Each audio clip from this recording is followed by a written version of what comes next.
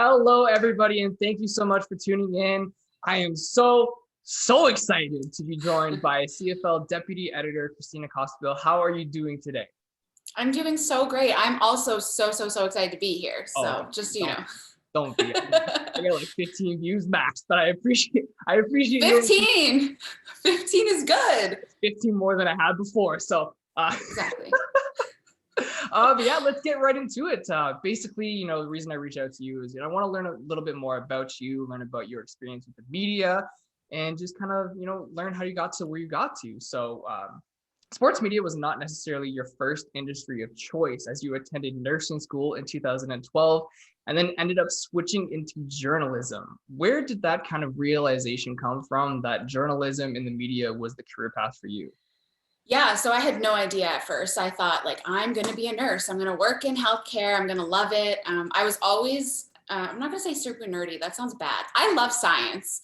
I always loved science. So I was like, cool, maybe I can like go down a path where I can apply that love for science to a job. So nursing was the first thing that came to mind. And while I was in nursing school, the first part of it, I loved it because it was all theory. And I was just learning all of the diagnostics and the bones in the body, the muscles in the body, like how things are working, the science behind medicine, like all of the stuff that I loved, I was learning about in class. And I was like, okay, cool, this is it. And then once they actually put me into the field, I immediately knew it was not for me.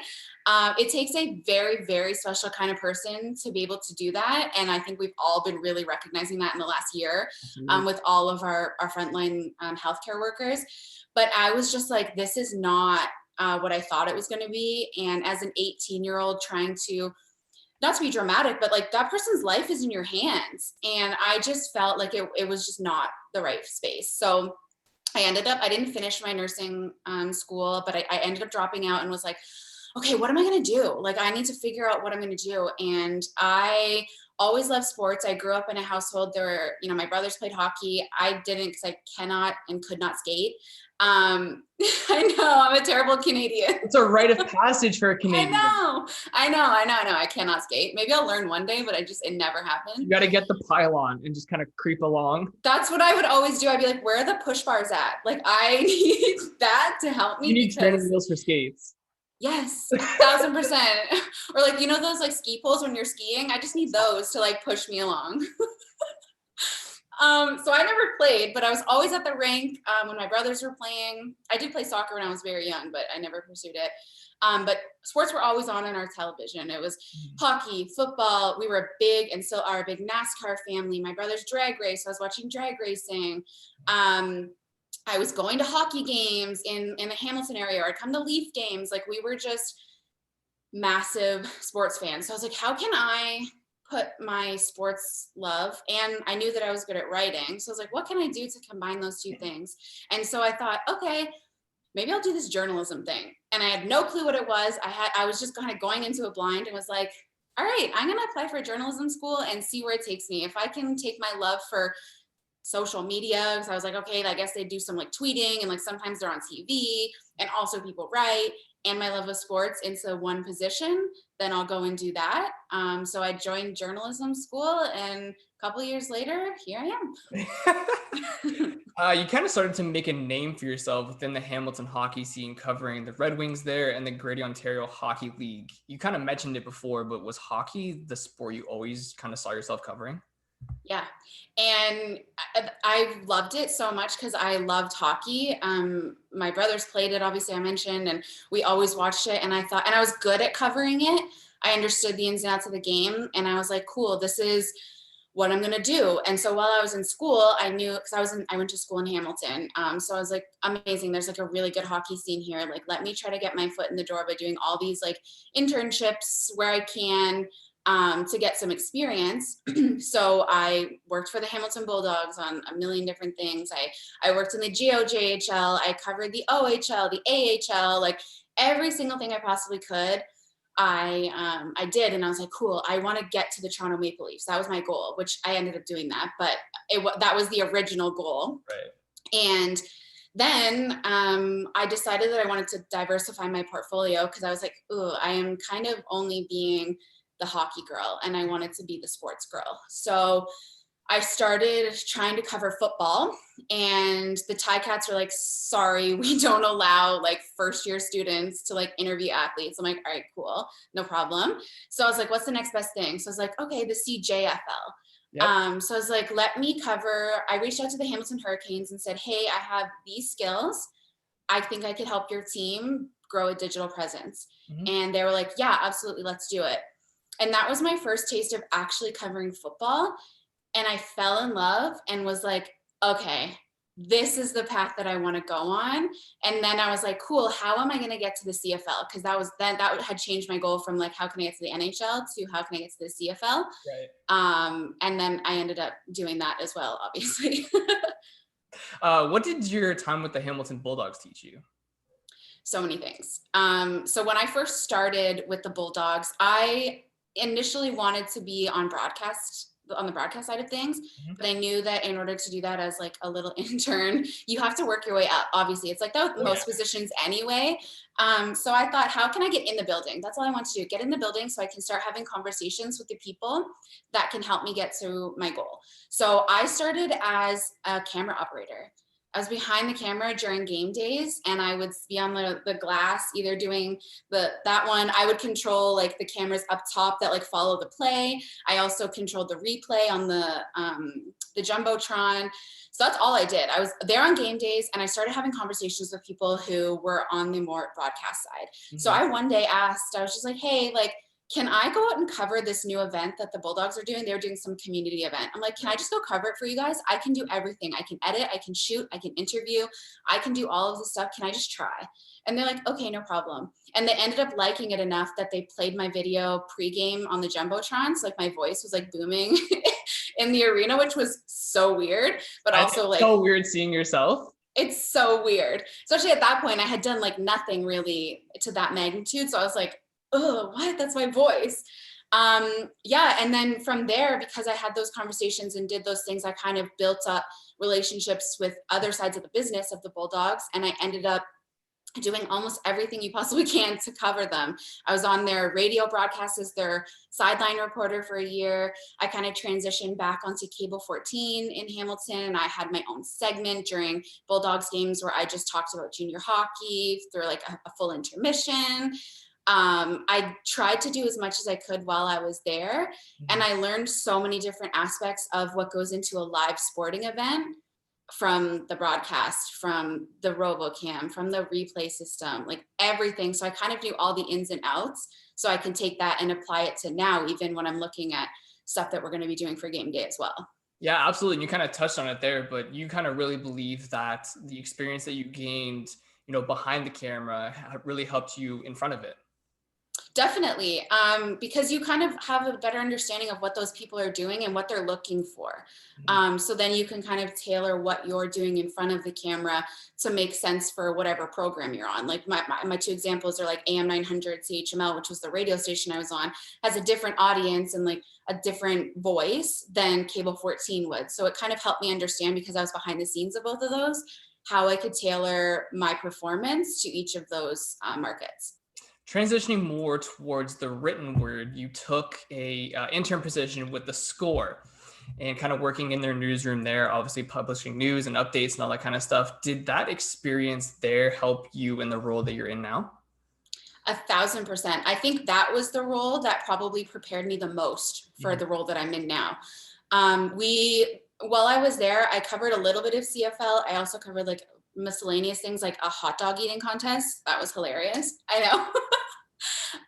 Yeah, gross, but it was like When they super dip it in the funny. water, ooh. Oh yeah, it made me sick. I was like trying to write about it while I'm not watching. And I also covered mostly NASCAR and Formula One stuff. But what it did is it allowed me to understand how to use a publishing system, how to write for a specific audience, how to write to deadline, and how to write clean copy to deadline. And Mhm. a lot of those things have translated over to what I do day to day at the CFL, whether it's covering a game, posting breaking news, editing freelance writers, et cetera, et cetera. Everything I took from The Score, I apply and then some at my job now. That is probably like the most integral piece of internship that I did to the job that I have now.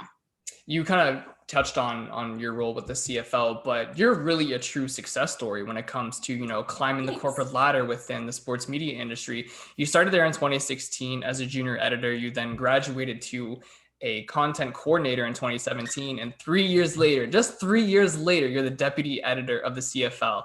What do you really attribute your success there to? That's a great question. I think a lot of it is having amazing teammates. I cannot say enough about the people that I work with on the content team side anyways. Everyone else is great too, but just specifically the people I've worked with like day to day. Those people have been there to push me to, be better, to really be, they're in my corner to continue my success at the league, whether it's, vouching for me to stick around after my internship was over my first year or whatever it was. The people that I work with absolutely helped me along the way. And I think a lot of it, and I kind of touched on this before, is just hard work. There's literally no secret formula for success. All you have to do is just do your best and be your best. And I think that was my mindset, especially in my first year with the league, because I knew that I was on a contracted position and it was my goal and it was my dream job.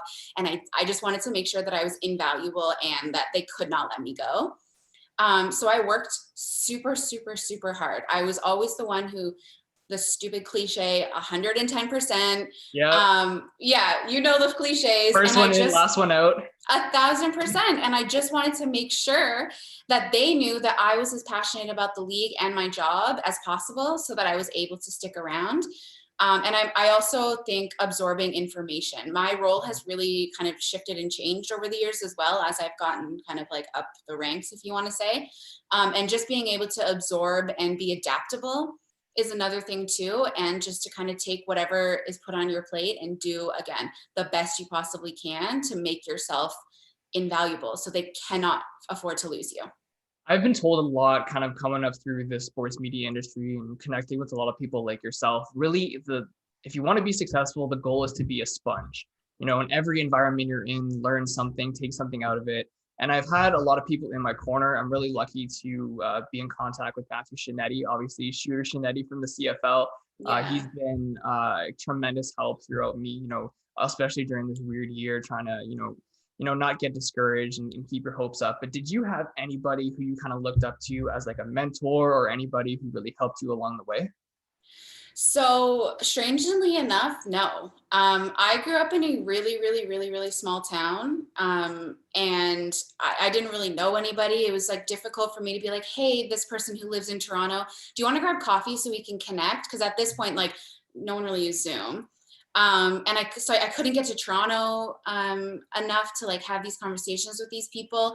So, and I think this is kind of like, I wouldn't even say it's detrimental. Like, I think if you do it your way or you do it my way, I just decided that I'm just going to do it myself.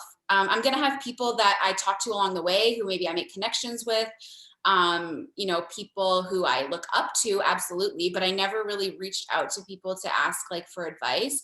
Maybe I should have, I don't know, hindsight's 2020. But like I definitely had people that I looked up to. Like a big one for me was Sarah Oleski, who I now call a friend, which is crazy. So when she was working for The Score, when it was a television station, I remember watching her and thinking, wow, that's amazing that a woman is in this space doing incredible things. Andy Petrillo was another one that I always watched when she was on the desk during like Saturday night games. When I was watching the Leafs or when she started doing her Olympic coverage, she was somebody else that I just was inspired by their work ethic, drive, and their ability to do their job and do their job very well. But I never had anyone that I really like kind of leaned on until I started working at the CFL. And I would say my boss was one of them that I really, really leaned on for help and just like kind of guidance in the space of working in an office, because this was my first job out of school. Like I had graduated 2 months before I started at the league office. So he was super, super helpful for me, but I didn't have like a specific person like for you and like Shinetti, who also is amazing. I love him. And super kind and like always helpful when you're reaching out for advice. Too, eh? Great shoe collection. Oh my God. Top 10. I know. He has, it's so funny. He has like a million more shoes than I do. Like I'm like this, I should have that many shoes. Like I'm the girl, like I should have the shoes, but I don't have any shoes compared to him. He has so many shoes that he can wear like a different shoe. Obviously Chuck Taylor's, I'm sorry, Shinetti. Of course. Obviously. He could wear one chuck on one foot and one chuck on the other foot and still make it look fire with his suit collection too. Like it's 1,000%. Yeah, just where's the GQ interview? I know. Maybe it's gonna happen. I don't know. We gotta like suit. Hashtag Shinetti for GQ. Anyways, you should facilitate that for him. I'm sure he'd love it. I don't know if I have that kind of pull. You do. Come on. You just got to email people. Just be a pest. Just like, hey, I know I followed up yesterday, but I'm going to follow up again. I have this really great idea for a story. Done. The CFL is something that's so unique to, the Canadian society and our Canadian identity. Obviously the 3 downs being different from the NFL, and they're not really being a lot of American coverage. So do you feel a little bit of added pressure to be on the top of your game every single day when it comes to putting out content for Canadian fans? I wouldn't say it's pressure, only because, like I had mentioned, the people that I work with are so amazing. They're always on the top of their game. So if anything, I'm not pressured because I need to like be, on my game because we're like top of Canada. It's more so that I want to make sure that I'm keeping up with the people that I work with. And we are a very small content team. So I think we can't afford to not be on the top of our game, Right. If that makes sense. Like we have to be always on the ball, always having conversations, new innovative ideas, especially within the last year when we had no football actually playing on the field. So I think that the people that I work with and that I'm surrounding myself with kind of alleviate that pressure of like, oh shoot, like we are the biggest sports brand in Canada. It's more so just like, let's do what we normally do and we'll be successful. This one's a little bit of a softball, but it also might be my hardest question. What is your favorite part about being the CFL's deputy editor? Oh my God, can I say everything? I would say there's like, I have 2 answers here.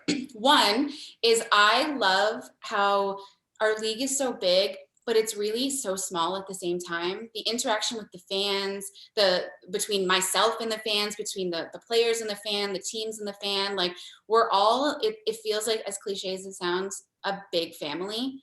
And I love that. Like, I love that I can go watch a game in Regina and I will know people because I've talked to them on Twitter. I'm like, oh, hey. And like, we have a chat because like we've become like Twitter DM buddies or something. So I love that part. And the second part is I just love to tell the stories of athletes, and our league is so full of incredible men and women on the football operations side as well, who have amazing stories and who are honestly amazing people.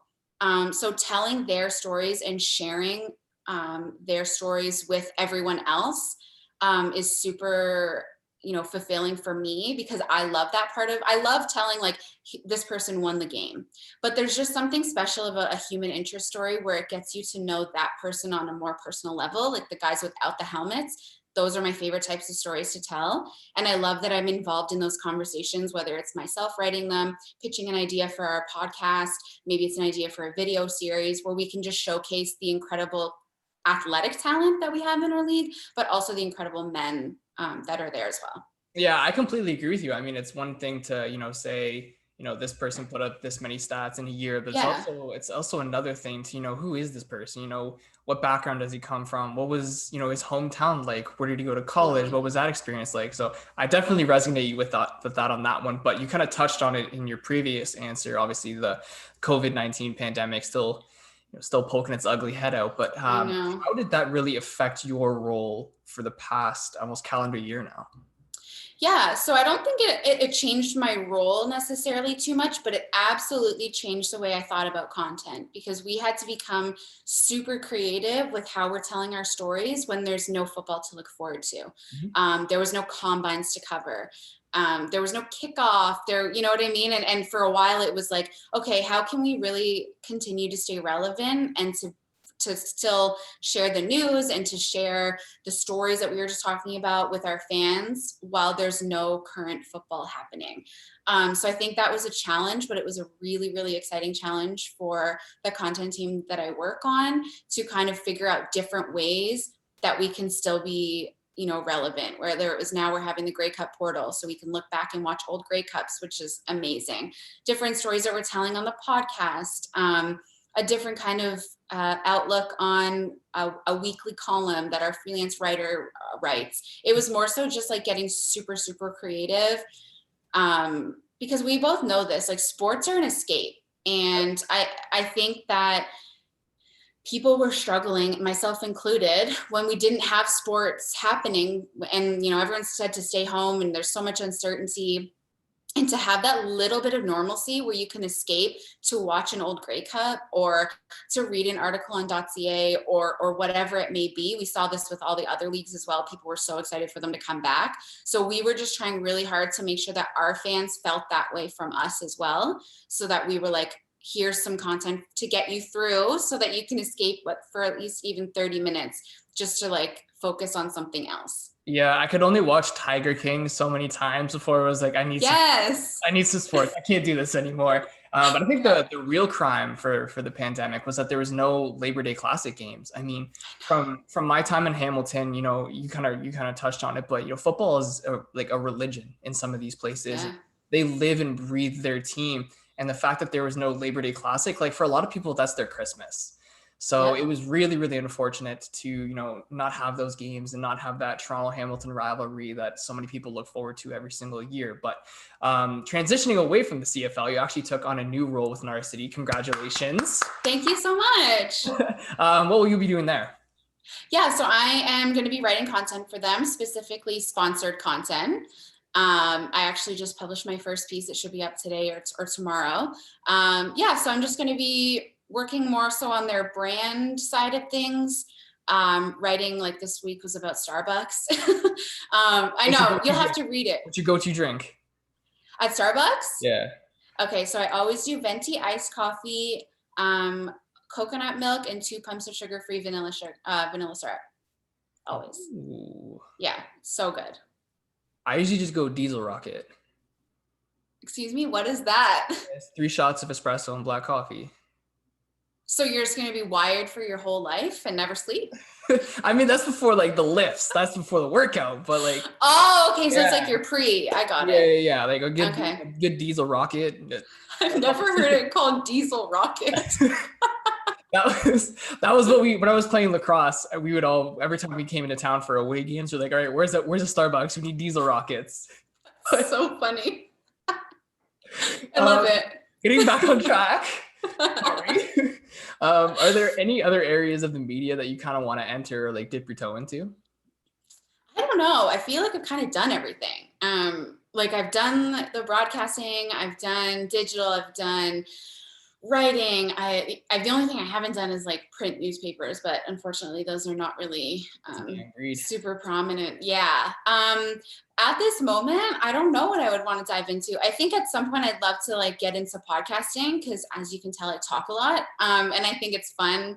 This is like a fun space rather than when you're just like on the desk talking into a camera, because you can kind of just be yourself.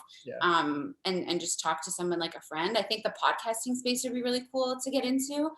But yeah, I feel like I've done everything. I've been so fortunate to do everything. I should say that. I've been so fortunate to do everything I wanted to. Essentially, I've kind of, I did some writing for the Maple Leafs. I ran an entire YouTube page. I was a host of a team. Like I was an in-stadium host, which was really fun, of a baseball team in Hamilton. It was super fun. And like, I feel like I've done it all. So I'm just kind of like open to doing whatever. Like I'm really keen on just like whatever kind of comes to my way, that I'll just be like, okay, let's do that now. Cause it's fun. I hear that 100%. Well, Kristina, I want to thank you so much for joining me today. The ticker came down a little bit. I was a little nervous in the beginning. Once you started talking, it came down. So I really appreciate you taking the time to speak with me today. And, a lot of us are going to be looking forward to the CFL season because we can't wait to have that back. So thank you. Thank you for having me. It was so great. It was so much fun. Absolutely. Thank you.